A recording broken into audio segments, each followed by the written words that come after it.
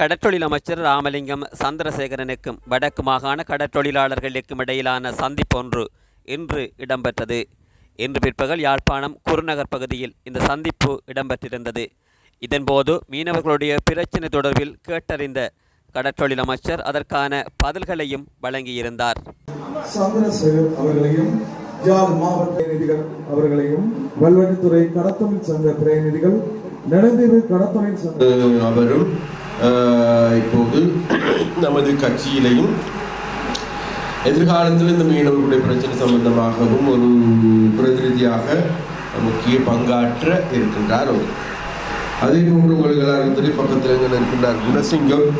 அப்போ குணசிங்கத்தை எடுத்துக்கொண்டாலும் கூட அவர் அட்டக் பண்ண தொழில் செய்தாலும் கூட தொடர்ச்சியாக நமது கட்சியுடைய செயற்பாடுகளோடு இருக்கின்றவர். அது மாத்திரமல்ல, எதிர்வரும் காலங்களில் உண்மையிலேயே இந்த செயற்பாடுகள் உங்களோடு உடற்பாடுகளை ஏற்படுத்தி கொள்வதற்கு அவரை ஒரு முக்கியஸ்தராக கருதி நாங்கள் செயற்படுகிறோம்.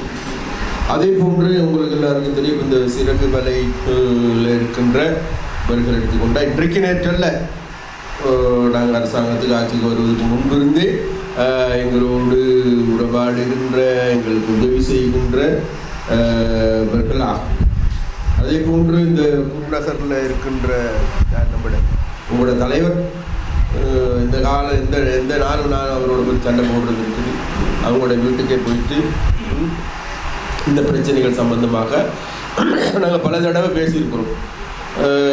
அதே போன்று மற்ற எல்லோரும் கூடையும் நான் கடந்த காலத்தில் இப்பெல்லாம் அமைச்சரான பிறகல்ல, அமைச்சர் ஆவதற்கு முன்பு இருந்தே நான் இந்த பிரச்சனைகள் சம்பந்தமாக, மக்கள் முகம் கொடுக்கின்ற பிரச்சனைகள் சம்பந்தமாக மிக நீண்ட உரையாடலை மேற்கொண்டோம். அதே போன்று இந்த குருநகர், பாசியூர் போன்ற பிரதேசங்களில் இருக்கின்ற மக்கள் முகம் கொடுக்கின்ற பிரச்சனைகள் தொடர்பாகவும் நாங்கள் ஒரு கூடுதலான ஒரு அக்கறையை செலுத்தி. அதனால வேண்டிய இன்னைக்கு மீனவர்களுடைய பிரச்சனையை விட உண்மையிலே நாங்கள் பார்க்கின்றோம், குருநகர் வாழ் மக்களுடைய வாழ்நிலையை இதை விட வேறொரு இடத்திற்கு கொண்டு போக வேண்டும் என்பதை எங்களுடைய எதிர்பார்ப்பு. அவர்களுடைய வாழ்க்கையில் வேறு விதமான மாற்றங்கள் ஏற்படுகின்ற பொழுது எங்களுக்கு தெரியும், அன்றைக்கு இந்த மீனவர்கள் இவ்வாறு இருக்க மாட்டார்கள் என்று நாங்கள் நினைக்கிறோம். அப்போ அதனால வேண்டிய அந்த வேலையை செய்யறதுக்கு உங்களுடைய அனுமதி தேவைகள், உங்களுடைய உதவி தேவைகள் ஒன்று. அடுத்ததாக உங்களுக்கு எல்லாருக்கும் தெரியும், இப்போ நாங்கள் இன்றைக்கு வந்து உங்களோட பேசுகின்ற போது இந்த இடத்துல இருக்கின்ற பெரும்பான்மையானவர்கள் எங்களுக்கு வாக்களித்திருக்கோம். வாக்களித்ததுக்கு நன்றியை நாங்கள் மீண்டும் தெரிவித்துக்கிறோம். அதே நேரத்தில் வாக்களிக்காதவர்களுக்கு என்ன செய்யறது? வாக்களிக்காத மக்களையும் நாங்கள் தழுவி கொள்றதுக்கு தயார். எந்த வார்த்தை இல்லை, நம்முடைய ஜனாதிபதி தோழர் அனுரோட வார்த்தை. முதலாவது பதவியேற்பு வைபவத்தின் பொழுதே இதற்கு முன்பு என்ன சொன்னார்கள்?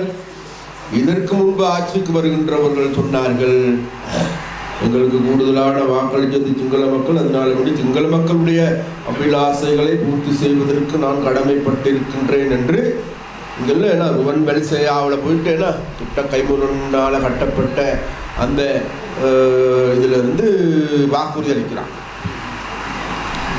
நம்மட தலைவர் என்ன சொன்னார்? ஜனாதிபதி தேர்தல் முடிந்ததன் பிறகு ஏன்னா இந்த ஜனாதிபதி தேர்தல் இங்கே இங்கே இருக்கின்ற ஜனாதிபதி தேர்தலா, பொது தேர்தலுக்கு அது வேற.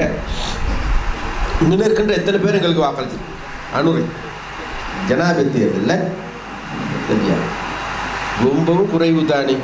அது நம்ம எல்லாம் மேற்கொள்ளும் இல்லையே. எங்களுக்கு கிடைச்சது 28,000 வாக்கு, ரணிலுக்கு 1,00,000 வாக்கு,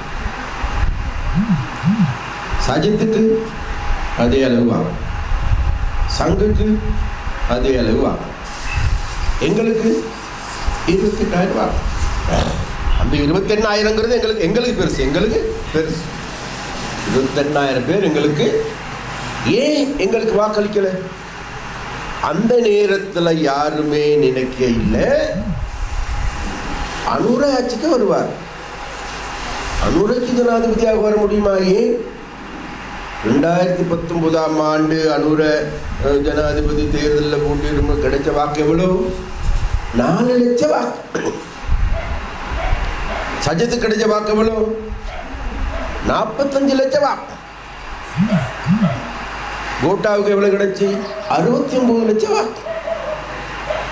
அப்படியா இருந்த கணித சூத்திரத்தின் படி, கணித சூத்திரத்தின் படி அனுர வருவதற்கு சாத்தியம் இல்லைங்கிறத நம்முடைய எல்லாத்தினே கருத்து. அது கணித சூத்திரம் தானே. ஆனால் எங்களுக்கு தெரியும் இந்த சமூக சூத்திரம் வந்தது அப்படி இல்லை. சமூக விஞ்ஞானம் என்பது அப்படி அல்ல. அரசியலில் சமூக மாற்றங்கள் நிகழ்கின்ற பொழுது பாய்ச்சலாக மாறுங்கிறத எங்கட அந்த வகையில் தான் அனுர ஜனாதிபதியாக தெரிவு செய்கிறது காரணமாக இருக்கும். ஆனால் உங்களுக்கு எல்லாருக்கும் தெரியும், அனுர ஜனாதிபதி தேர்தலில் வென்றதன் பிறகு இங்கே இருக்கின்ற எல்லோரும், இங்கே இருக்கின்ற பெருவாரியான ஆட்கள் பொது தேர்தலில் எங்களுக்கு வாக்களிச்சிருக்கு. அதற்கு மீண்டும் எங்களுடைய நன்றியை நாங்கள் தெரிவிப்போம். சொல்லாத எங்களுக்கு வாக்களிச்சு, எங்களை நம்பி வாக்களிச்சாங்க. இது நாள் வரைக்கும் என்ன நடந்துச்சு? இது நாள் வரைக்கும் இந்த யாழ் மாவட்டத்தில் தென்னிலங்கையை பிரதிநிதித்துவம் செய்கின்ற ஒரு கட்சி ஆட்சிக்கு வந்திருக்குதா? பெரும்பான்மையாக இருந்திருக்கிறாங்களா? இல்லை.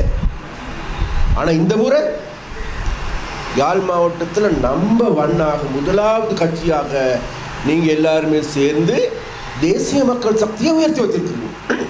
ஒன்று வன்னியில் முதலாவது ஸ்தான், நுவரெலியா மாவட்டத்தில் முதலாவது ஸ்தான், கொழும்பு மத்தின்னு சொல்கிற மத்திய கொழும்புன்னு சொல்கிறது யாராலையும் அசைக்க முடியாது.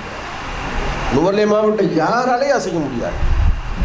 கண்டியில் இருக்கின்ற ஒரு சில பிரதேசம் யாராலையும் அசைக்க முடியாது. அம்பாந்தோட்ட ஏன்னா 194 வருட அரசியல் செஞ்சு கொண்டிருந்தாங்க ராஜபக்சா. என்ன நடந்துச்சு? இந்த மாதிரி எல்லாத்தையும் பூண்டோட வீட்டுக்கு அனுப்பிவிட்டு மக்கள் தேசிய மக்கள் சக்தியை தெரிவிச்சிருக்காங்க. யாழ்ப்பாணத்து மக்கள் அப்போ தேசிய மக்கள் சக்தியை தெரிவு செய்யறதுக்கான காரணம் என்ன? ஒன்று, நீங்கள்லாம் எதிர்பார்த்தீங்க மாற்றம் ஒன்று தேவைன்னு சொல்லல, மாற்றம் ஒன்று தேவை. அடுத்த இந்த நாட்டில் லஞ்ச ஊழல் மோசடி அதிகார துஷ்பிரயோகம் என மேல் ஜாதி கீழ் ஜாதி அவன் இவன் பணக்காரன் ஏழை இதெல்லாமே இல்லாது போக வேண்டும்ங்கிற ஒரு ஏக்கம் இருக்குது நமக்கு. ஏன்னா நம்ம எல்லாத்துக்கிட்டே ஒரு இருக்குது. அதே நேரத்தில் மறுபக்கம் ஏன்னா இங்கே இருக்கின்ற நாங்கள் தேர்தல் பிரச்சாரத்தின் பொழுது ஏன்னா இங்கே வருகின்ற பொழுது மக்கள் என்ன சொன்னாங்க? ஐயா, எங்களுக்கு அரிசி விலை குறைக்காட்டியும் பரவாயில்லை, எங்களுக்கு 13 வராட்டியும் பரவாயில்லை, மாகாண சபை பராட்டியும் பரவாயில்லை, இங்கே இருக்கின்ற கசிப்பு வியாபாரத்தை நிப்பாட்ட முடியுமா? வாழ்வெட்டு கும்பலை நிப்பாட்டி தாரீங்களா? குடு வியாபாரம் நடக்குது நிப்பாட்டி தாரீங்களா? ஐஸ் வியாபாரம் நடக்குது, அதன் மூலமாக இந்த பாருங்க, கொக்குவில் இருக்கின்ற ஒரு பிரதான பள்ளியில் இருக்கின்ற மாணவர் மயக்க நிலையிலிருந்து கண்டுபிடிக்கப்பட்டார். ஏன்னு கேட்டால் போதைப் பொருள் பாவிச்சு தேடி பார்க்கின்ற பொழுது நமது சமூகமே இன்றைக்கு இந்த போதைப் பொருளுக்கு இரையாக இருக்குதா இல்லையா? அப்ப இது தொடருமாக இருந்தால் என்ன நடக்கும்? நம்முடைய பிள்ளைகள் ரோட்ல இறங்கி போகணுமா? தனியா ஏறாது. பஸ்ல போகலுமா? ஏழாது. நம்மட பிள்ளை தனியா வீட்டில் வச்சு போட்டு போகலுமா? ஏழாது. அப்பனை நம்பி விட இயலுமா? இயலாது. தாத்தாவை நம்பி விட இயலுமா? சமூகமே சீரழிஞ்சு போயிருக்கா இல்லையா? சமூகமே இன்னைக்கு அசுத்தமாக இருக்குதா இல்லையா? இந்த அசுத்தமான சமூகத்தில் நாங்கள் தொடர்ந்து வாழ இயலுமா? ஏழாது. அதனால நாங்கள் நீங்கள் எல்லாரும் சேர்ந்து இதை மாற்றி அமைக்கணுங்கிறதுல மாற்று கருத்துக்கு இடம் இருக்காதுன்னு எனக்கு தெரியும். அப்போ நீங்கள் எல்லாருமே சேர்ந்து சரியா அப்போ அந்த தேவைகளை அந்த அபிலாசைகளை பூர்த்தி செய்வதற்காகத்தான் தேசிய மக்கள் சக்தியை தெரிவு செய்யும். சரியா? அப்போ தேசிய மக்கள் சக்தியை தெரிவு செய்கின்ற பிறகு உங்களுக்கு எல்லாருக்கும் தெரியும், அதில் நம்ம எல்லாருமே மீனவர்கள் என்ற வகையில் மீனவர்கள் முகம் கொடுக்கிற பிரச்சனை இது தெரியும் எங்களுக்கு. மாற்றி அமைக்கவே வேண்டும், அது எந்த மாற்று கருத்தும் இல்லை. சரியா? இந்திய மீனவர்களுடைய வருகை தடுத்து நிறுத்தவே வேண்டும், அதில் மாற்று கருத்துக்கு இடமில்லை. ஏன்னா ஏன் ஒரு விஷயங்களுக்கு நான் அடிக்க தான் அம்மி நகரும்பாங்க. இது நாள் வரைக்கும் நடந்துச்சு. இது நாள் வரைக்கும் இருந்த அமைச்சர்கள் எடுத்துக்கொண்டாலும் சரி, அரசியல்வாதிகள் எடுத்துக்கொண்டாலும் சரி, ஏன்னா இந்தியா போடுகின்ற தாளத்துக்கு ஏற்ப மாத்திரம் ஆடுகின்றவர்களாக இருந்தாங்க. ஆனால் சகோதரர்களை நாங்கள் அப்படி ஆடனா மாட்டோம். அந்த உத்தரவாதம் நாங்கள் உங்களுக்கு எல்லாருக்கும் தான். இது ஏன்னு கேட்டால் நமக்கு எல்லாருக்கும் தெரியும். சரியா? இந்தியா செய்கிறது நியாயமான வேலையாக இருந்தா, இந்தியாவுக்கு நான் போன 11ஆம் தேதி 12ஆம் தேதி இந்தியாவில் தான். அங்கே இருக்கின்ற கூடுதலாக எனக்கு அமைச்சர் என்ற வகை அமைச்சர்களை சந்திக்க முடியாவிட்டால் கூட அங்கே இருக்கின்ற முக்கியமான அதிகாரிகள் பலர் சந்திச்சு, மீனவர் சங்கங்கள் சந்திச்சு. இன்னைக்கு கூட வந்திருக்காங்க ஒருத்தர் கொழும்புக்கு ஃபோன் பண்ணாங்க. மீனவர் சங்கங்களை சந்திச்சு, அங்கே இருக்கின்ற யூடியூபர்ஸை சந்திச்சு, அங்கே இருக்கின்ற பத்திரிகையாளர்களை சந்திச்சு. முக்கியமான பத்திரிகை ஒருத்தர் இந்தியாவில் இருக்குது. இந்து பத்திரிகை என்பது மிக முக்கியமான பத்திரிகை. அந்த பத்திரிகையில் ஒரு பெண் ஜேர்னலிஸ்ட் இருக்கிறாங்க. அவங்க இங்கே வந்து இந்திய படகுகள் என்ன செய்கின்றார்கள், எனக்கு கடலை எவ்வாறு கொள்ளையடிக்கின்றார்கள் நேரடியாக பார்த்துருக்காங்க, சொல்கிறாங்க. யூடியூபர்ஸ் எடுத்து சொல்கிறாங்க. அங்கே இருக்கின்ற சிறு மீன் தொழிலாளர்கள் சொல்லுகின்றார்கள் இது மோசமான. அங்கே இருக்கின்ற புத்திஜீவிகள் மட்டியிலும் கூட இன்றைக்கு பேசப்படுது என்னன்னு கேட்ட வேறு எதுவும் இல்லை. இவர்கள் கடலை மாத்திரமல்ல, மீன்களை மாத்திரமல்ல, என்ன நாட்டில் இருக்கின்ற கடல் வளத்தையே நாசமாக்கி கொண்டு செல்லுகின்றார்கள். இவ்வாறு கடல் வளத்தை நாசமாக்கி கொண்டு செல்வதன் மூலமாக இன்னும் ஒரு 10-15 வருஷத்துக்கு பிறகு எங்களுடைய கடல் எல்லாமே பாலைவனமாக மாறுவது தவிர்க்க முடியாது. அந்த வகையான வேலையை தான் இன்றைக்கு செய்கிறான். அப்போ நானும் கூட இந்தியாவில் வச்சும் கூட இது சம்பந்தமாக பல ஊடகங்களுக்கு பேட்டியில் கூட மிக தெளிவாக சொன்னேன். ஸ்டாலின் அவர்கள் நேற்று நான் அங்கே இருக்கின்ற பொழுது ஜெய்சங்கரை இந்திய வெளிநாட்டு வெளியுறவுத்துறை அமைச்சரை சந்தித்து சொன்னார்களா, இந்திய படகுகளை இலங்கை ராணுவம் கைது செய்கின்றது, அதனால இதற்கு நடவடிக்கை எடுக்கணும். நான் இப்போ என்கிட்ட கேட்டாங்க அந்த கேள்வி. நான் சொன்னேன், எதனால கைது செய்கிறாங்கன்னு சொல்லலையே அவர். அதனால வேண்டி கௌரவ முதல்வர் அவர்களே, உங்களை கைது செய்வது ஏன், அந்த விஷயம் தெரிஞ்சுக்கணும். உங்களை நாங்கள் சும்மா வந்து உங்களோட கடல் பரப்புக்கு நாங்கள் எடுத்து கொண்டு வரோமா? இல்லைப்பா, நீங்கள் எங்களோட கடல் பரப்பை கடல் எல்லையை மீறுகின்றீர்கள், அத்துமீறி செயல்படுகின்றீர்கள். அது மாத்திரமல்ல, எங்கள் நேவிக்காரனையும் அடிக்கிறானா இல்லையால, நேவிக்காரங்களையும் அடிக்கிறான். நேவிக்காரன் ஒருத்தர் கொண்டு போட்டாங்க, கொண்டு போட்டான். என்ன அப்போ அது மாத்திரமல்ல இன்னைக்கு நேவி போகணும் நம்மளோட என்ன அந்த ஹொட் வாட்டரை பிடிச்சி சும்மா பிளேஸில் செய்ய விடாமல் எங்களோட நேவிக்கு இப்போ ஷூட் பண்ண இயலாது. போயிட்டு படகு தான் பிடிக்கணும். நேற்று முந்தல் நாள் 2 படகுகள் கைது செய்யப்பட்டுச்சுன்னா அதுக்கு முதல் நாள் 2 படகுகள் கைது செய்யப்பட்டுச்சு. இருந்த போதிலும் கூட நாம் தெளிவாக சொன்னேன். என்னன்னு கேட்டால் வேறு எதுவும் எனக்கு வல்வெட்டித்துறையில் நான் போன பொழுது எனக்கு வல்வெட்டித்துறையில் இருக்கின்ற ஒரு மீனவர் சொன்னவர் என்ன கேட்டால், ஐயா முடியுமா அந்த பாருங்க கடை வலையை எல்லாத்தையும் அள்ளி கொண்டு வந்தார். இந்த வலையை வச்சு கொண்டு நான் என்னையா செய்ய முடியும்? 4 தடவைக்கும் நான் வலையை வாங்கிட்டு இந்திய டோலர்காரன் வந்து எல்லாத்தையும் அடித்து கொண்டு போயிட்டான்.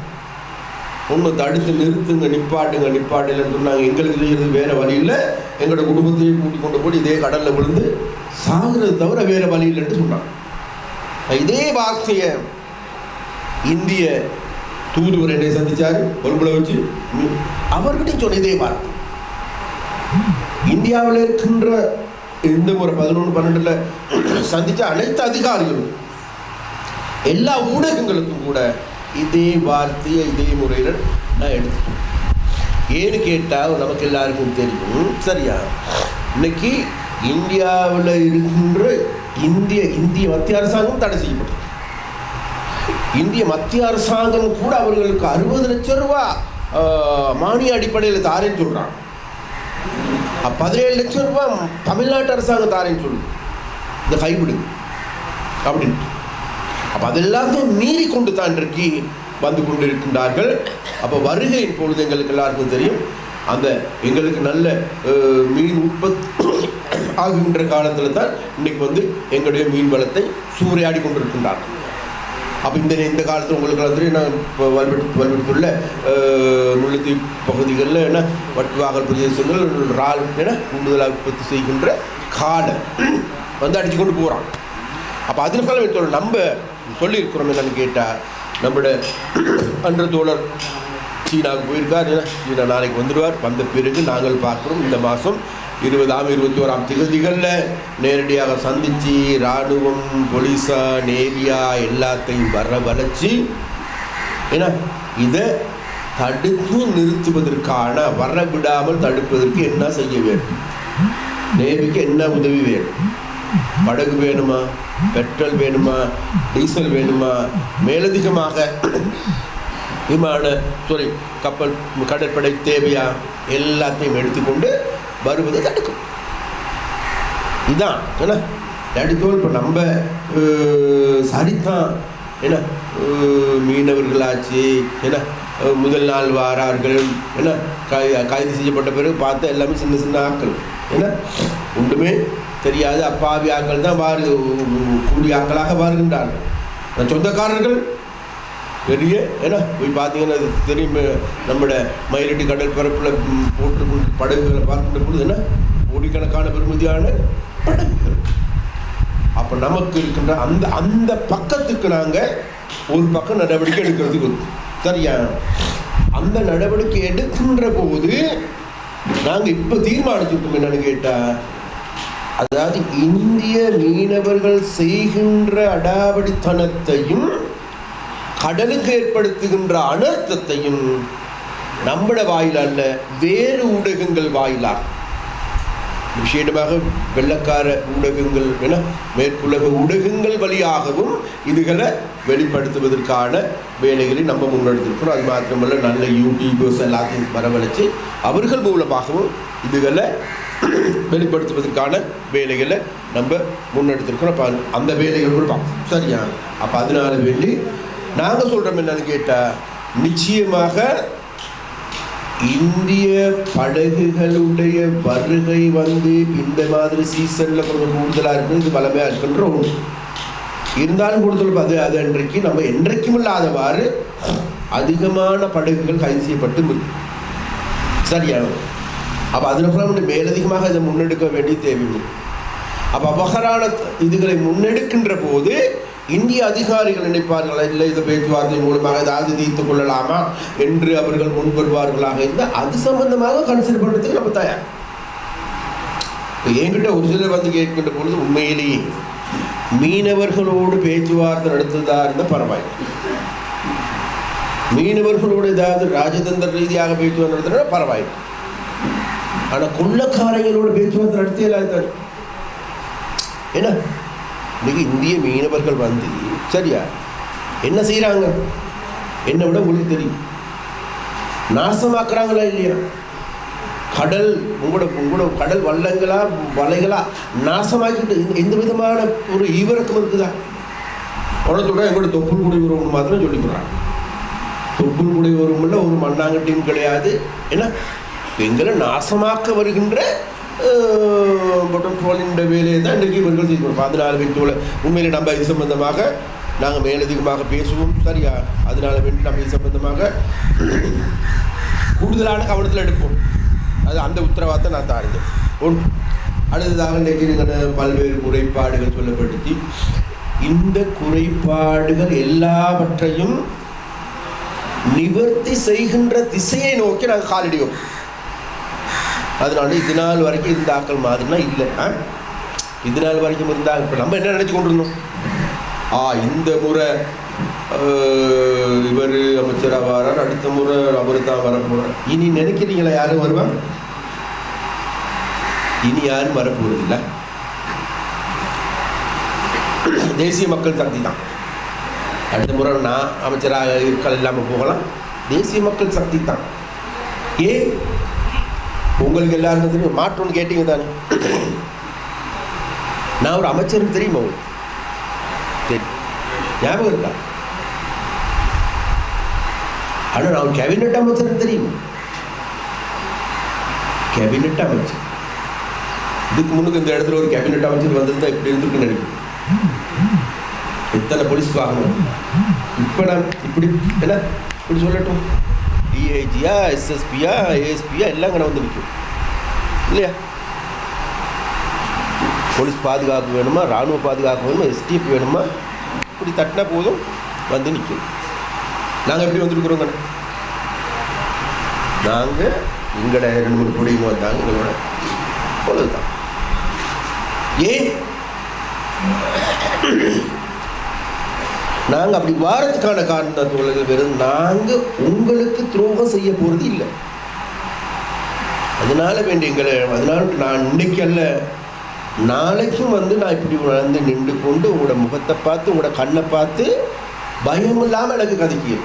ஏன்னு கேட்டால் எங்களோட மனசாட்சிக்கு தெரியும், எங்களுக்கு நாங்கள் வந்திருக்கிறது மக்களுக்கு துரோகம் செய்யறதுக்கு அல்ல, மக்களுடைய பணத்தில் வாழ்கிறதுக்கு அல்ல.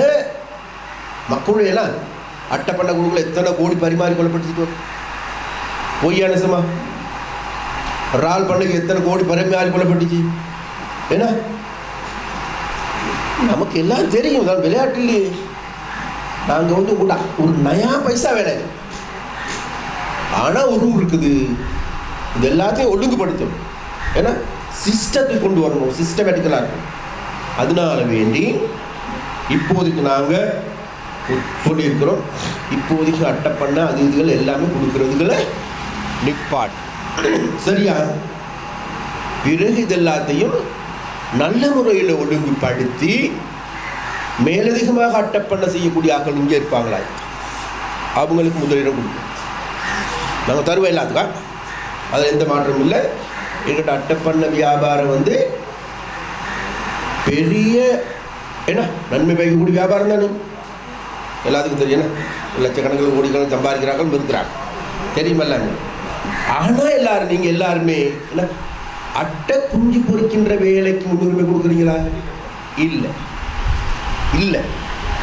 அதுதான் நாங்கள் எதிர்வரும் காலங்களில் அட்டை குஞ்சுகளை பொறிப்பதற்கான நடவடிக்கைகளுக்கு, அதற்கான எச்சரிக்கை போடுறதுக்கான முன்னுரிமை அளிக்கிறதுக்கு. அட்டை கொஞ்சம் இல்லாமல் அட்டை நீங்கள் பிடிச்சி கொடுத்து இன்னும் கொஞ்ச நாளைக்கு அட்டை கொஞ்சம் இல்லாமல் கடல்லையும் அப்படிதான்.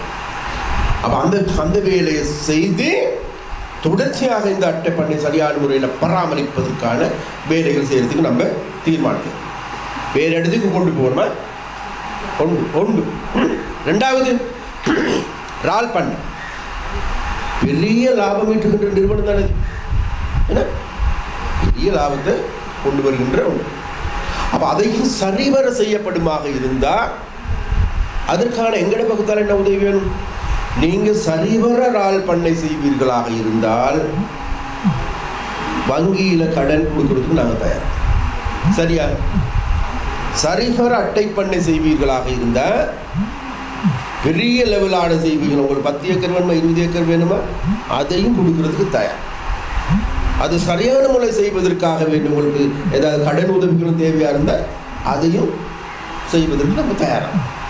என்றதோட இப்படி போக இயலாது. நம்ம நாடை சும்மா போயிட்டு சதா காலம் நாங்கள் மீன் போகிறோம், காலையில் இரவுக்கு மீனை பிடிச்சி கொண்டு வாரம், வீட்டுக்கு பின்னேரம், அடுத்த நாள் வாரம், அடுத்த நாள் போகிறோம், அடுத்த நாள் இதை தவிர வேறு என்ன செஞ்சுருக்கோம் சொல்லி தேடி பாருங்க. இன்றைக்கி இந்த பாசையில் இருக்கின்ற வீடுகள் எப்படிப்பட்ட வீடுகளாக இதுகள் நம்ம பிள்ளைகள் எப்படி வாழ்கிறாங்க, இது வாழ்க்கையா? நமக்கு நம்மளோட பாடசாலைகள் எப்படி இருக்குது? இது பாடசாலையா? நம்மளோட வைத்தியசாலை எப்படி இருக்குது? நம்மளோட வாழ்க்கை இன்னைக்கு வேற உலகமா இல்லையா இது? அப்போ அந்த உலகத்துக்கு நம்மளால் போக முடியாது. நம்மளோட பிள்ளைகள் இப்படியே வாழ முடியுமா? இல்லையா? அப்போ இந்த இந்த இந்த பாசியூரில், இந்த குருநகரில் என்ன நடக்குது, எப்படியாப்பட்ட மக்களுடைய வாழ்க்கை இல்லைங்கிறது நிச்சயமாக எங்களுக்கு நல்லா தெரியும். நான் 10 வருஷமாக இருக்கிறேன். 10 வருஷமாக நான் நினைக்கிறேன் நம்மளோட நெல்சன் தோழ வீட்டில் வந்து ஒரு 100 தடவைக்கு மேலே சாப்பிட்ருக்கேன். தெரியும் சரியா? அடுத்து இவர் வீட்டில் 10-20 தடவைக்கு மேலே டீ குடிக்கிறேன். சரியா? அங்கே இருக்காங்க வேறு வேறு வேறு ஆக்கெல்லாம் கொஞ்சம் பேர் இருக்காங்க. அது என்ன ஆம்ஸ்ட்ராங் அவங்க எல்லாத்தையும் நல்ல பழக்கம் இருந்துச்சு. அது மாத்திரமல்ல, மாடி வீட்டில் கட்டி சேர்ச்சி கொடுத்து தானே உள்ளுக்கு நடுவில் சேர்ச்சை கட்டி கொடுத்துக்கிறாங்க. அது நான் சிறகு விலைக்கு பெரிய உதவி செஞ்சோம் நம்ம. சரியா? சொல்ல வரேன்டா, அதை சொல்லி காட்டுறதுக்கு நான் வர இல்லை. ஆனால் நாங்கள் இந்த ஆட்சிக்கு வர்றதுக்கு முதல்ல சரியா? அது மாத்திரமல்ல, உங்களோட குருநகர் மண்டபம் உடைஞ்சு கிடந்துச்சு. என்ன கலாச்சார மண்டபம் உடைஞ்சு கிடந்து அதை நாங்கள் 1 லட்சம் ரூபா காசு ஒதுக்கி இப்போ இல்லை, இன்னொரு 4-5 லட்சம் ரூபா. அதோட 1 லட்சம் ரூபா. சிறகு வலைக்கு 2 லட்சம் ரூபா. சிறகு வலை 2 லட்சம் ரூபா. அது மாத்திரமல்ல, மாடி வீட்டில் இருக்கின்ற அந்த சனசமூக நிலையத்துக்கு 50,000 சென்ட்ரோக்கு அது எல்லாம் சொல்லப்போ நிறைய இருக்கா. இருந்தாலும் நான் சொல்ல வரேன் என்னன்னு கேட்டது, நாங்கள் இன்றைக்கு நேற்று இல்லை. சரியா? குருநகருக்கு பாசியூருக்கு வேலை ஆரம்பிச்சு இன்றைக்கு நேற்று அல்ல. அதனால நாங்கள் இதுக்கு முன்பே இந்த பிரச்சனை எல்லாத்தையும் ஓரளவு தெரிஞ்சுக்கொண்டு உண்மையிலே நாங்கள் எங்களால் என்ற வேலைகளை செய்திருக்கோம். சரியா? அப்போ அந்த நம்பிக்கையில் தந்தோடு நாங்கள் அனுரத்தோழர் வருகின்ற மீட்டினை நாங்கள் பாசியூர் கிராமத்துக்கு தெரிவு செய்யணும். பாசியூர் கிராமத்துக்கு தெரிவு செய்யணும்னு சொன்னாங்க. அங்கே என்னடா, அங்கே இருக்கா மீன் விளையாட்டு அப்படி சொன்னாங்க. உங்கடாக்கள் தவிர எங்கடாக்கள். சரியா? அங்கே மீன் அவன் அங்கே போயிட்டு மீன் சனை வரப்போம் இல்லை கசிப்புக்காரன் அவனுக்கு தான் வரப்போகிறான். ஆனால் வந்த பிறகு அனுரத்தோட மீட்டிங் எப்படி வந்துச்சுன்னா, அதுக்கு பிறகு எல்லாரும் வாயடிச்சு போயிட்டு இருந்தாங்க. அதனால விட்டு அந்த அன்றைக்கும் சொன்னேன், அதனால விட்டு அந்த பாசியூர் குருநகர் வாழுகின்ற மக்களுக்கு நன்றி நன்றி நன்றின்னு மீண்டும் நான் சொல்லிக்கொண்டே இருப்பேன். எங்கிட்ட அது வந்து எங்கட இந்த பூரா இந்த இந்த இந்த இந்த அரசியல் வரலாற்றுக்கு பெரிய ஒரு திருப்பு முனமும். யாழ்ப்பாணத்தில் நடந்த நாங்கள் பிரம்மாண்டமான கூட்டம், அது வேற எதுவும் இல்லை, பிரம்மாண்டமான கூட்டம். சரியா? இங்க வெற்றிகரமான கூட்டம். யாழ்ப்பாணத்தில் இந்த இந்த இந்த தேர்தலில் பெரிய மாற்றங்கள் ஏற்படுத்துவதற்கு அந்த அனுரோட வருகை, அனுரோட கூட்டம் வந்து பெரிய ஒரு மாற்றத்தை ஏற்படுத்துச்சு. அதனால தேங்க்யூ வெரி மச் நம்ம சொல்கிறோம். நான் சொல்ல வந்து கேட்ட வேறு எதுவும் இல்லை. 14 வேண்டி தோழர்களே, சரியா? நம்ம இன்றைக்கு இந்த பிரச்சனைகள் இவ்வாறு இருக்கின்ற பொழுது இதுகளுக்கு எல்லாத்துக்கும் நாங்கள் படிப்படியாக தீர்வு தான். ஒரே நாள் முடியாது தானே? முடியாது. அதனால வேண்டி இந்த முறை வரவு செலவு திட்டம் வருது தானே. வரவு செலவு திட்டத்தில் என்றைக்கும் இல்லாதவாறு கல்விக்கு நாங்கள் கூடுதலான நிதி ஒதுக்கீடு செஞ்சோம். கல்விக்கா நம்மளோட பிள்ளைகிட்ட கல்வி முக்கியம். 2வது, கடந்த 76 வருடங்களுக்கு பிறகு கூடுதலான நிதி ஒதுக்கீடு சுகாதாரத்திற்கு ஒதுக்கீடு செய்து போதுமானது இல்லை. ஏன்னா நாட்டை எங்கே கூட நாடை ஆதாரத்தில் தள்ளி வச்சிருக்கிறாங்க. சரியா? நாடை வங்குரோத நிலைக்கு கொண்டு வந்து வச்சிருக்கிறாங்க. அதனால கொஞ்சம் உடனடியாக இது எல்லாத்தையும் மேலே தூக்க இயலாது. இருந்தாலும் எங்களுக்கு தேவை இருக்குது. அனுரத்தோட வாயில் சொல்வார்கள், அதாவது கிராமங்களுக்கு நிதி பாய்ச்சல் செய்யணும்னு சொல்வார். கமட்ட சல்லி பொறுப்புகராண்டவனு தான் அவரோட வார்த்தை சொல்லுவார். எங்களோட கிராமங்களை நாங்கள் கட்டியெழுப்ப இல்லைன்னு சொன்னோம். கிராம வாழ்க்கையில் வாழ்கின்ற மக்களுடைய மாற்றங்கள் ஏற்படுத்த இல்லைன்னு சொன்னால் ஒரு நாடு வந்து முன்னேற்றத்தை பற்றி நினச்சி பார்க்கலாம். அப்போ அந்த வகையில் தான் தோல நம்ம கிளீன் ஸ்ரீலங்கா என்கின்ற வேலை திட்டத்தை நம்ம ஆரம்பிக்கும். கிளீன் ஸ்ரீலங்கா என்கின்ற வேலை திட்டம் வெறுமனே இந்த நாட்டை கிளீன் பண்ணுறது மாத்திரமல்ல, நகரத்தை கிளீன் பண்ணுறது மாத்திரமல்ல, எங்களோட மனங்களை கிளீன் பண்ணும். மனங்கள் அசுத்தமாக இருக்குதான்னு தோணும். நம்மளோட சமூகம் அசுத்தமாக இருக்கா இல்லையா? ஏன்னா எல்லா போதை, பூனா, கசிப்பா, கஞ்சாவா, அல்லது விபச்சாரமா அல்லது துர்நடத்திகளா குற்றச்செயல்களா வாழ்வெட்டு கும்பலா அதாவது நல்லதுன்ட்டு என்ன சொல்லுங்க பாப்போம். ஏன்னா இந்த அபாரம் எங்கட இலக்கிய விழாவில் இன்னைக்கு எங்கட புடியெல்லாம் பேசினாங்க. இலக்கிய வித்வான் ஒருத்தர் உருவாகியிருக்கிறார், நல்ல எழுத்தாளர் ஒருத்தர் உருவாகியிருக்கார், நல்ல ஒரு இலக்கியவாதி இருக்கிறார், எங்களோட சமூகத்துக்கு சேவை செய்யக்கூடிய நல்ல சமூக சேவையாளர்கள் உருவாகியிருக்கிறார், நல்ல அரசியல்வாதி ஒருத்தர் உருவாகியிருக்கார். எதனால பிரிஞ்சு கொள்ளையடிக்கின்ற அரசியல்வாதிகள் தானே உருவாகியிருக்காங்க தோழு. ஏன்னா எங்களோட சொத்துக்களை கொள்ளையடிக்கத்தான் வந்திருக்கிறாங்க தவிர எங்களுக்கு எங்களுடைய குரலாக எங்களுடைய மக்களுடைய பிரச்சனைகளை பேசுகின்றவர்களாக வரைக்கும். அதனால வேண்டி இந்த அசுத்தம் அடைந்திருக்கின்ற இந்த சமூகத்தை சுத்தம் செய்கின்ற வேலை. அதில் என்ன இன்னைக்கு தேடி பாருங்க. முதலாவது நம்முடைய சிறு குழந்தைகளுடைய வாழ்க்கை பாதுகாப்பு இருக்கணுமா இல்லையா? 2020ஆம் ஆண்டு தோழர்களே, இலங்கை இந்த சிறுவர் பாதுகாப்பு அதிகார சபை அறிக்கை ஒன்று வெளியிடுது. 3267 குழந்தைகள் 5 வயசுக்கு குறைவான குழந்தைகள் பாலியல் வன்முறைக்கு உள்ளாக்கப்பட்டிருக்காங்க. 5 வயசுக்கு. அப்ப இது அறிக்கையிடப்பட்டது மாத்திரம். அது மாத்திரமா? இன்னைக்கு சொல்றாங்க சிறுவர்கள் முதியோர்கள் அல்லாத இந்த நாட்டில் 1 லட்சம் பேர் இருக்கிறாங்க தோழர் விபச்சாரத்தில் ஈடுபடுகின்றார்கள். என்ன சொல்ல தங்களோட உடற்பசியை போய்கொண்டிருக்காங்க, விபச்சாரத்தில் ஈடுபடுறாங்க. கொழும்புல நீங்க பார்த்துட்டு மார்கமையில மாத்திரம் 367 ஸ்பா சென்டர்ஸ் இருக்குது. ஸ்பா நம்மட அக்காமாருக்கு தங்கச்சிமாருக்கு என்ன தோழ வருத்தம் வந்துட்டு போய் இன்னொருத்தன் உடம்ப போய் மசாஜ் பண்ணி கொடுத்துக்கணும். மசாஜ் பண்ணுறது வேற காது. என்ன மசாஜுங்கிறது வேற ஒரு தொழிலும் இருக்குது, அந்த தொழில் வேறு. ஆனால் இங்கே இருக்கிறது அப்போ எதை நோக்கி போகுது நம்மள ஒரு பக்கம். மறுபக்கம் சொல்றாங்க நம்மள பெண்கள் எடுத்துக்கொண்டாத்தோட இன்றைக்கு கொழும்பு நகரங்களில் மாத்திரமல்ல இன்னைக்கு நம்மள இந்த பஸ் ஓடிகள் பொம்பளை பிள்ளை போயிடுமா, நம்மள பஸ்ஸில் போகிறோம் தானே, என்ன போகலுமா, ஸ்கூலுக்கு பிள்ளைகள் போகலுமா. புள்ளிவிவரங்கள் சொல்லுது, அதாவது பொது போக்குவரத்தில் செல்லுகின்ற பெண்கள்ல 195% பெண்கள் ஏதோ ஒரு வழியில பாலியல் இன்சைக்கு உள்ளாக்கப்பட்டிருக்க. நம்மட மகளும் நம்மட மனைவியும் நம்மட தங்கச்சும் நம்மட சொந்தக்காரியும் இந்த நிலைமைக்கு உள்ளாயிருக்கிறாங்களே இல்லையா? அப்ப நான் கேட்கறது, இந்த நிலைமை தொடர முடியுமா? முடியாது. அதனால இதை மாற்றி அமைக்கணுமா இல்லையா? மாற்றி அமைக்கும். அதை மாற்றி அமைக்கின்றதுல ஒரு வேலை திட்டம் தான் ஸ்ரீலங்காங்கிற வேலை திட்டம். போதைப் பொருள் இப்படியே நாங்கள் இடம் அழிக்க இயலுமா? ஏறாது, யாருக்கும் ஏறாது. போதைப் பொருள் வியாபாரிகள் கூட சொல்லுவாங்க, இல்லை போதைப் பொருள் பாட்டு தான் கசிப்பு வடிக்கிறவனு கொடுத்தலாம் இல்லை, அவன் விரும்பி கசிப்பு வடிக்கிறது. அவன் அந்த நிலைமைக்கு தள்ளப்பட்டிருக்கிறான். வாழ்வெட்டு கும்பலை தேடி பாருங்க, யாரு இங்க இருக்கிற பயலுங்க ஏன் வாழ்வெட்டு இருக்கிறான்?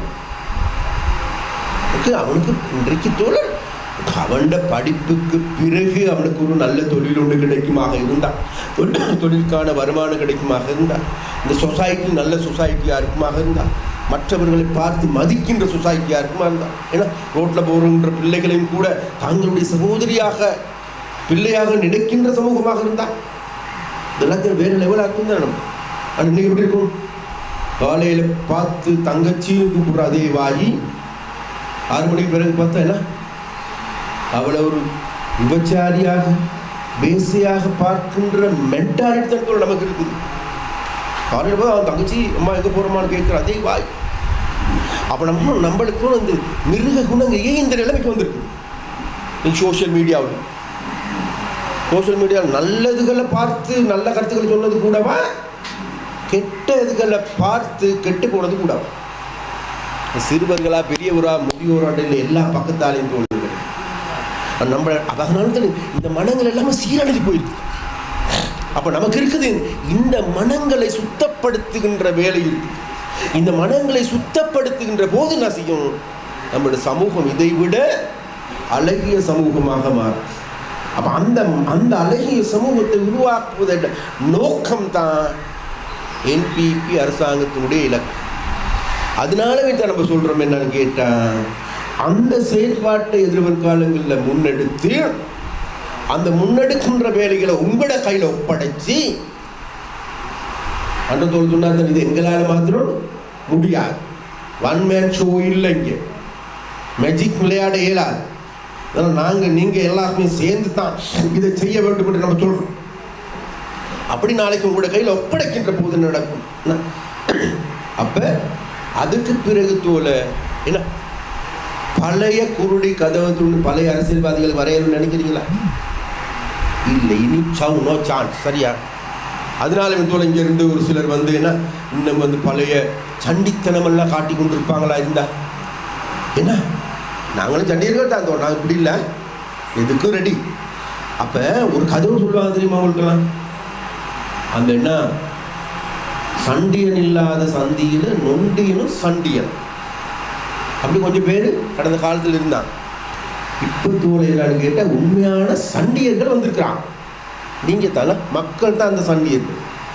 மக்களுக்கு முன்னுக்கால எந்த சண்டியனத்தோட நொண்டியனாய் கோட்டாவில் நினைச்சேன்னா என்ன யுத்தத்தை வென்றுனா உடு நாட்டை ஆண்டு கொண்டு இருந்தவன் என்ன எல்லாரும் அவனை கண்டு நடுங்கினவனுங்க. என்ன நடந்துச்சு?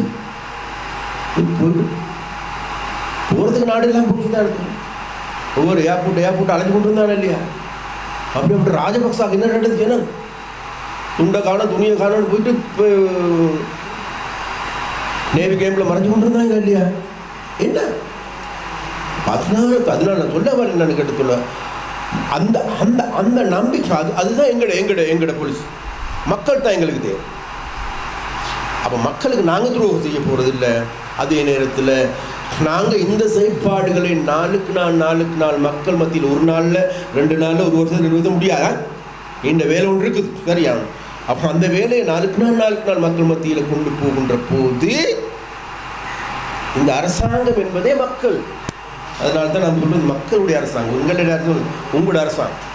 அப்போ உங்களுடைய அரசாங்கத்தில் நீங்கள் முகம் கொடுக்கின்ற பிரச்சனைகள் இருக்குது. அந்த பிரச்சனைகளை தோற நாங்கள் நிச்சயமாக படிப்படியாக தீர்க்கின்ற திசையை நோக்கி போவோம்.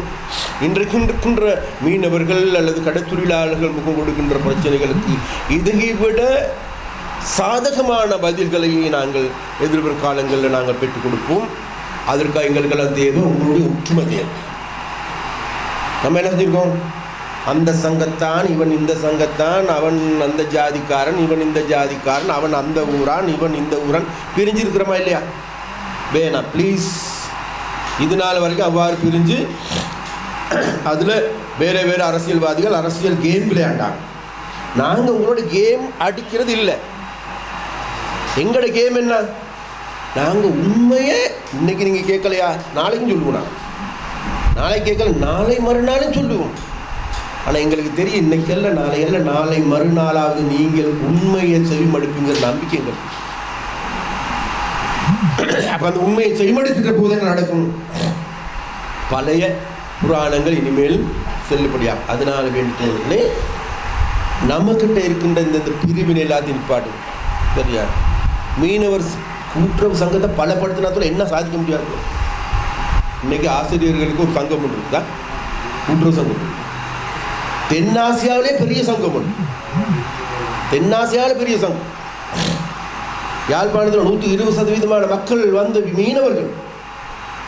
உங்களோட கூட்டுறவு சங்கத்தில் நல்ல முறையில் பலப்படுத்துவீங்களான தோழ எவ்வங்கிட்டையும் தோழ கையேற்ற வேண்டிய அவசியம். என்ன வெள்ளமாக சுனாமியா என்ன வந்தாலும் கூட தோழ அவ்வளவுக்கும் முகம் கொடுக்கக்கூடிய பெரிய சொத்து ஒன்று இருக்குது உங்களுக்கு எல்லாத்தையும். அந்த சொத்துக்கள் எல்லாம் இன்னைக்கு சீரழிக்கப்பட்டிருக்கு. சரியா? அதே போல் இன்னைக்கு மீன்பிடித்துறை அமைச்சருக்கு தானே என்ன நடந்திருக்குது? சிஎஃப்சி ரோட் ஃபெசிலிட்டிஸ் கோஆபரேஷன் வந்து 1000 மில்லியன் ரூபாய் நட்டத்தில் இயங்குது. நம்ம நட்டா 60 கோடி ரூபாய் நட்டத்தில் இயங்குது. அப்போ இந்த நிறுவனங்கள் எல்லாத்தையும் தேடி பார்க்கும்போது எல்லா பக்கம் சீரழிச்சு. அப்போ அதனால தான் நாங்கள் இந்த இந்த இந்த இந்த கொஞ்சம் நாளாக என்ன செய்து கொண்டிருக்கோம் பேருன்ற இந்த நிறுவனங்கள் எல்லாத்தையும் நல்லா தேடி தேடி தேடி தேடி தேடி இது எல்லாத்தையும் நல்ல ஒரு ஸ்ட்ரக்சராக மாற்றி கொள்றதுக்கான வேலை திட்டத்தை முன்னெடுக்கும். அதே இடத்துல இங்கே இருக்கின்ற ஏடிஎம்ஆர அல்லது இன்ஸ்பெக்டர்மார் எல்லாத்தையும் தேடி பாருங்க, எல்லாருமே ஒரு படியில் தான் இருக்கிறாங்க. அதனால நாங்கள் சொல்லியிருக்கிறோம் என்னன்னு கேட்டால், நாங்கள் மற்ற கட்சிகள் மாதிரி பழி வாங்க போகிறதில்லை யாரும். அவர் அந்த சங்கத்தில் இருந்தார், இவர் இந்த சங்கத்தில், அப்புறம் அந்த கட்சிக்காரர் இந்த கட்சிக்காரர், அந்த பழிவாங்கல் வேலை எங்கள்கிட்ட இல்லை. ஆனால் நீ செய்கிற வேலையை உருப்படியாக செய்யும். இருக்கின்ற ஏடிமார்கள்லாம் நம்ம சொல்கிறதுக்கு இருக்கிறோம் சரியா, இனிமேல பழைய புராணம் இனி பாட இயலாது. அப்படி பாடலாம் நீ வெளியில் போகலாம் அல்லது வேறு இடத்துக்கு போக வேண்டி வரலாம். சரிதானே? நான் அப்படி தான் செய்யும் சரியா. அப்போ அதனால நம்ம சொல்கிறோம் என்னன்னு கேட்டால், அது மாத்திரமல்ல, அதுகளுக்கு நல்ல தகமை உள்ள ஆக்களை நாங்கள் அதுகளுக்கு நியமனத்தை பெற்றுக்கொள்ள வேண்டி வரோம் சரியா. அதனால வேண்டியோட இந்த பக்கத்தில் இருக்குது நோட்சி, இதை மேலே டெவலப் பண்ணுறதுக்கு போகிறோம் சரியா. இப்போ அதில் உங்களுக்கு நன்மைகள் கிடைக்கும், உங்களோட பிள்ளைகள் தொழில் வாய்ப்பு கிடைக்கும். அது மாத்திரமல்ல, உப்பளத்தை நல்ல ஒரு டெவலப் பண்ண போகிறோம் சரியா, அதுலேயும் தொழில் வாய்ப்பு கிடைக்கும். பக்கத்தில் இருக்குது உங்களுக்கு எல்லாருக்கும் கெமிக்கல் இருக்குது, பரந்தன் கெமிக்கல் ஸ்டார்ட் பண்ணுறதுக்கு இருக்கிறோம். இங்கே இருக்கின்ற சிமெந்தி ஆலை ஸ்டார்ட் பண்ணுறதுக்கு இருக்கிறோம். அது மாத்திரமல்ல, அது நாங்கள் இந்த முறை இந்த இந்த வடகிழக்கு பிரதேசத்திற்கு கூடுதலான முன்னுரிமை அளிக்கிறதுக்கு, வடகிழக்கு கூடுதலான முன்னுரிமை. இன்றைக்கு கூட சீனாவில் போயிட்டு $3.7 பில்லியன் $3.7 பில்லியன். அப்போ நமக்கு ஐஎம்எஃப்ல கிடைச்சது எவ்வளோ? 2.6 பில்லியன் என்னமோ தான் கிடைச்சு. சீனா பெண்ணுக்கு 3 பெரிய தொகை உண்டு நமக்கு கடன் வழங்கியிருக்கிறான் சரியா. கடன் கொடுக்கணும் எல்லாம். ஒருத்தர் கேட்கல, சில கேட்கல, சீனாக்காரன் இருந்தான்ற அவங்களும் வாங்கினாலும் நாசமாக போயிட்டாங்களே அப்படின்னு. ஆனால் உங்களுக்கெல்லாம் கடன் வாங்குறது குற்றம் இல்லையா. கடன் ஏன் எதுக்கு வாங்குறது தான் பிரச்சனை. கடன் வாங்கி ஹைவேயை போடுறதால நாட்டுக்கு வருமானம் வருமா? காப்பீடு போடுறதால வருமானம் வருமா? ஏன்னா பெரிய மாளிகை கட்டுறதால வருமானம் வருமா? கிரவுண்டு துறக்கிறதால வருமானம் வருமா? இல்லை. எத்தனை மீன்பிடி வலைகள் செஞ்சுருக்கிறானுங்க, எத்தனை மீன்பிடி ஜட்டியை கட்டியிருக்கிறானுங்க, விவசாயிகளுக்கு முன்னுரிமை அளிச்சிருக்கிறானுங்களா, எத்தனை கார்மெண்ட்ஸ் போட்டுருப்பானுங்க. இந்த ஃபேக்ட்ரி இதை விட நல்லா டெவலப் பண்ணணுமா இல்லையா? முழு உலகத்துக்கு கூட நமக்கு நூல் உற்பத்தி செய்து அனுப்ப வேணுமா இல்லையா? அப்படி ஃபேக்ட்ரி விட தானே இதுகளுக்கு ஏதாவது உதவி செஞ்சுருக்கிறானுங்களா? இல்லை. இதெல்லாத்தையும் இன்றைக்கு ஏன்னா வெளிநாட்டில் வேற ஒரு கம்பெனிக்காரன் உள்ள கொண்டாந்து கொடுக்குறான், நம்ம இங்கே எல்லாத்தையும் வலையை பின்னி அவனுக்கு ஒரு மண்ணு கிடைக்கிறதுல நமக்கு போய் நசமா. அப்போ இதை வேற லெவலுக்கு கொண்டு போகணுமா இல்லையா? கொண்டு போகணும் சரியா. அப்போ அதனால என் தோழர்களே சரியா, நமக்கு நான் மிக மிக அன்பாக கேட்டுக்கொள்கிறேன்னு கேட்டால், குறைபாடுகள் இருக்கலாம் சரியா. அந்த குறைபாடுகள் நீங்கள் எந்த நேரம் வாங்க, ஏன்னா எங்களோட நெல்சனை சந்திங்க, என்ன எங்களோட குணசிங்கத்தையும் சந்திங்க, என்னையும் சந்திங்க சரியா. ஒரு விஷயம் இருக்குது, நான் நாடு தலைவரியில் போகணும் தானே, என்ன யாழ்ப்பாணத்துக்கு மாத்திரமில்லை எல்லா இடம் போகும் சரியா. ஒன்று அது இல்லாமல் மாதத்தில் 8 நாள் பார்லிமெண்ட் இருக்குது, ஏன்னா 8 நாள் பார்லிமெண்ட் இருக்குது. அப்போ 8 நாள் பாராளுமன்றத்துக்கு போயிட்டு ஆகும், 8 நாள் வரையலா ஒன்று. அது இல்லாமல் ஒவ்வொரு திங்கக்கிழமையும் கேபினெட் இருக்குது, கேபினெட்டுக்கு போகணுமா இல்லையா? கட்டாயம் போயிட்டு ஆகும் சரியா.